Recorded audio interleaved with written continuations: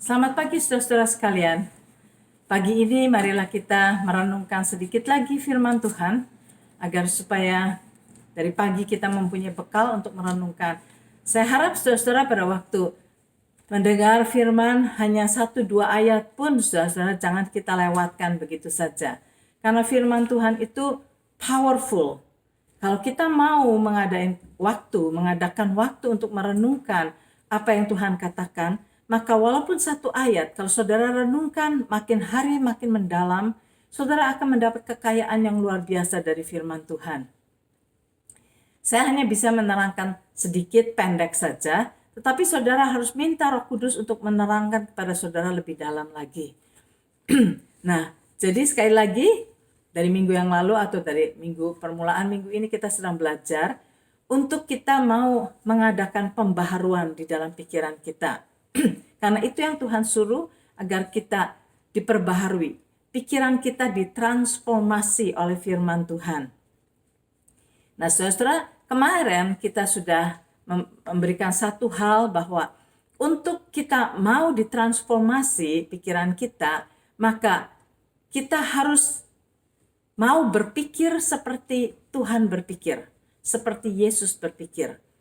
Bagaimana Tuhan berpikir biar kita sesuaikan pikiran kita dengan pikiran Kristus. Nah, sekarang kedua, untuk kita bisa mengadakan transformasi di dalam pikiran kita, yaitu kalau kita mau mendisiplin pikiran kita. Karena ternyata saudara, banyak orang yang tidak sadar apa yang ada di dalam pikirannya setiap hari. Sejak bangun tidur, misalnya sekarang saudara, mungkin di Indonesia sudah malam ya, saudara yang di Indonesia sudah malam. Orang yang di Kanada atau Amerika baru bangun mungkin 2 jam yang lalu.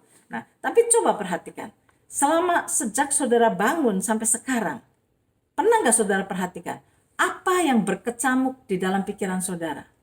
Biasanya tidak ada orang yang mengambil waktu untuk berpikir, saya sedang memikirkan apa ya?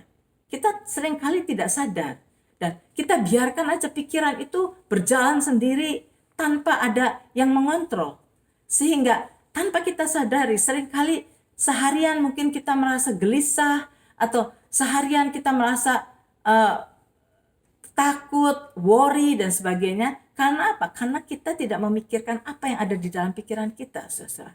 Nah, kalau kita mau mengadakan transformasi, pikiran kita mau ditransform, mau diubahkan oleh firman Tuhan, kita mesti cek apa yang going on di dalam pikiran kita setiap harinya. Perhatikan, saudara. Nah, semua perasaan yang negatif, ya, yang kita rasakan itu pasti dari iblis. Pasti dari iblis. Sebab yang iblis mau berikan pada kita adalah hal-hal yang mencengkam kita, yang menakutkan kita, yang menggelisahkan kita, yang membuat kita miserable. Yang seperti itu yang iblis mau berikan kepada kita. Sedangkan kalau kita mau tahu pikiran apa yang Tuhan berikan kepada kita, pikiran-pikiran yang Tuhan berikan kepada kita adalah pikiran yang mendatangkan sukacita, mendatangkan damai sejahtera, mendatangkan kasih. Ya, kita memikirkan orang, kemudian kita pikir apa ya yang saya dapat lakukan buat dia, bagaimana saya bisa menolong dia dalam keadaan susah. Nah, itu semua dari Tuhan, saudara.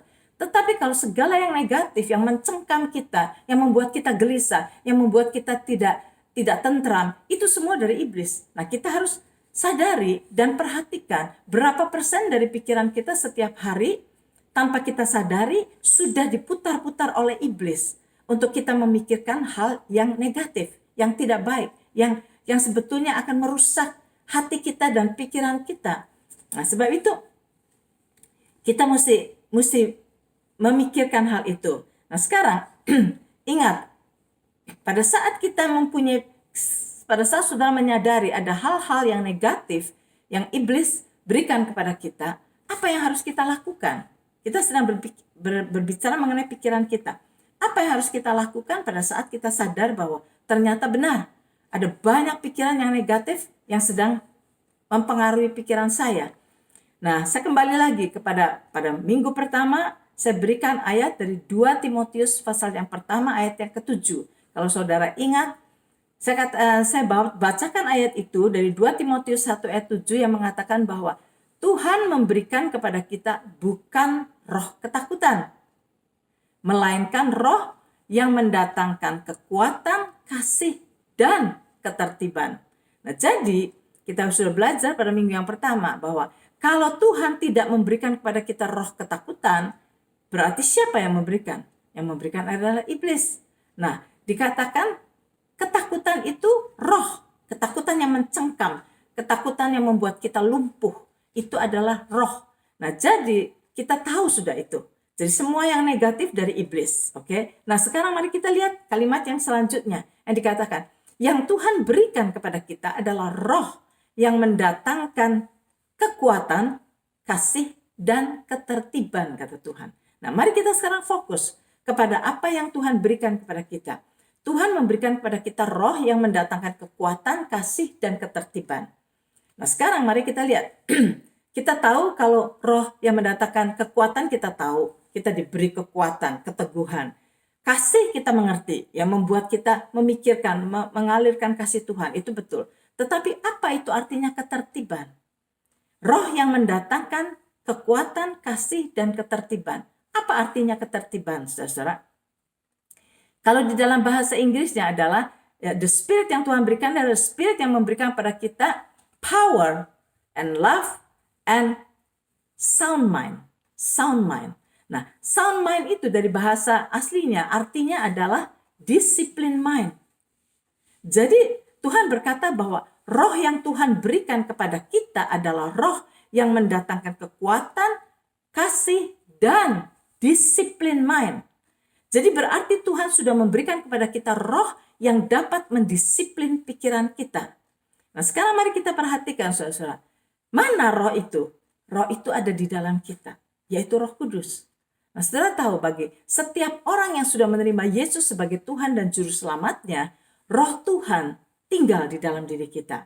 Mari kita lihat ayatnya dari 1 Korintus 6 ayat yang ke-19. 1 Korintus 6 ayat yang ke-19 dikatakan, atau tidak tahukah kamu bahwa tubuhmu adalah bait Roh Kudus yang diam di dalam kamu, Roh Kudus yang kamu peroleh dari Allah, dan bahwa kamu bukan milik kamu sendiri.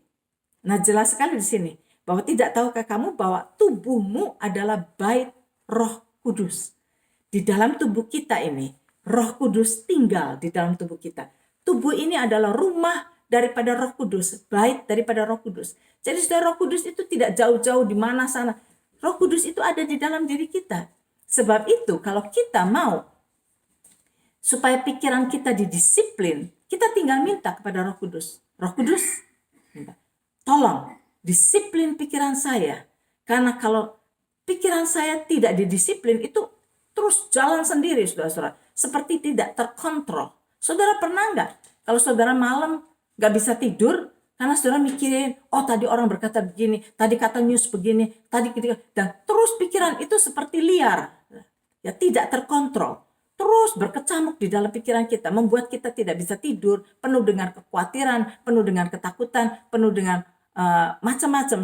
Nah, di sini kita harus tahu bahwa pikiran kita ini tidak terkontrol. Sebab itu kita harus minta Roh Kudus untuk mengontrol pikiran kita. Nah, saudara, hal ini saya sering kali ceritakan di gereja di mana saya ministry, di Toronto, di Michigan. Saya sudah kasih kesaksian hidup saya sendiri. Bagaimana saya sebagai seorang yang sering berpikir, yang selalu berpikir terus, dan sangat sensitif, bahwa terutama kalau ada orang misalnya mengeritik, ada seseorang yang mengatakan sesuatu yang negatif, itu saya pikirin terus. Nah, tanpa saya sadari bertahun-tahun, saudara, iblis memakai cara ini untuk menyiksa, yaitu dengan jalan memberikan kata-kata yang negatif dari seseorang atau bagaimana, dan terus saya pikirkan terus-menerus, saya pikir apa salah saya, kenapa saya begini, macam-macam. Padahal ada seringkali saya tidak salah, saudara. Dan orang mau mengeritik, mengatakan salah, itu membuat saya pikiran terus. Dan bertahun-tahun saya diganggu oleh iblis dengan pikiran-pikiran yang seperti itu, yang membuat saya cemas, yang membuat saya rasa gelisah dan sebagainya. Sampai tanpa saya sadari saya tidak bisa tidur, saudara. Nggak bisa tidur, tahu-tahu udah jam 2 pagi kok belum tidur. Bisa sampai jam 3 pagi kok belum tidur. Dan kalau saya perhatikan, pikiran saya jalan terus. Berjalan, bagaimana caranya menyelesaikan problem ini? Bagaimana caranya untuk orang tidak menuduh saya begini? Bagaimana caranya? Pikiran saya terus jalan terus. Dan tidak terdisiplin. Sampai satu hari saya mengetahui ayat ini. Ayat ini membebaskan saya. Tuhan berkata, you shall know the truth and the truth shall set you free. Katakan Tuhan. Sebab itu saudara, pada waktu saya mengerti ayat ini bahwa Tuhan sudah menyediakan bagi kita, rohnya ada di dalam kita. Kita tinggal meminta pada Roh Kudus, tolong Roh Kudus, disiplin my mind. Dan saya setelah mengerti ayat ini, beginilah caranya untuk pikiran kita ditransformasi, yaitu pada saat kita mengerti firman Tuhan, jangan kita cuma mengerti saja, tapi kita pakai apa yang kita mengerti itu. Dan saya berkata kepada Tuhan, setelah saya mengerti ayat ini, sebelum saya tidur saya berkata, Roh Kudus, saya kepengen tidur malam ini, saya mau beristirahat, please disiplin pikiran saya. Supaya pikiran saya tidak melantur kemana-mana, tidak memikirkan hal-hal yang tidak perlu saya pikirkan, tetapi Engkau pimpin pikiran saya supaya saya hanya memikirkan hal-hal yang Engkau ingin saya pikirkan. Dan setelah saya berdoa demikian, saya tidur dengan nyenyak.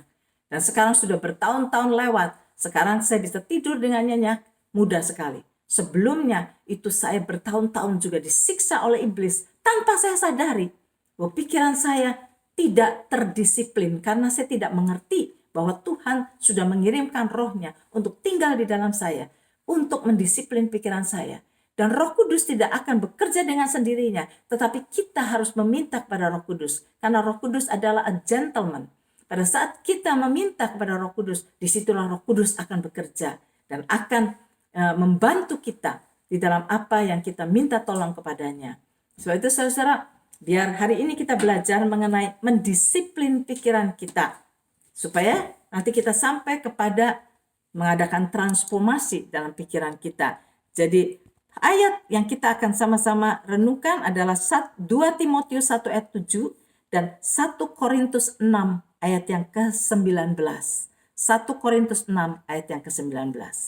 Sampai ketemu besok pagi.